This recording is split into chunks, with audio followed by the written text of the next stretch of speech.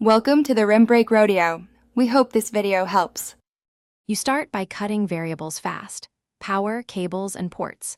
Unplug and reseat the display cable, then power cycle the device. This resets many transient faults. Once done, boot into safe mode or the device's minimal firmware environment to see if the glitch persists.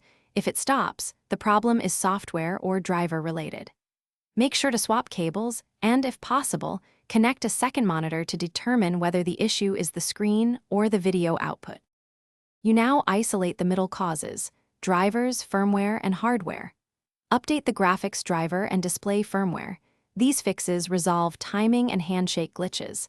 Then run targeted tests: a pixel test, a refresh rate sweep, and a color gradient to capture the error signature.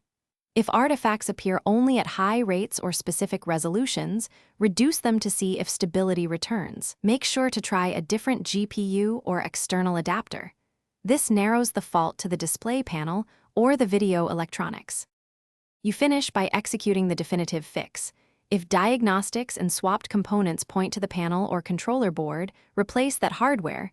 This is the only way to end persistent physical glitches. If software remains suspect after tests, perform a clean OS reinstall, back up your files first, and reinstall drivers stepwise. Once complete, run the same test patterns to confirm resolution. If things still fail, document the error patterns and timestamps precisely.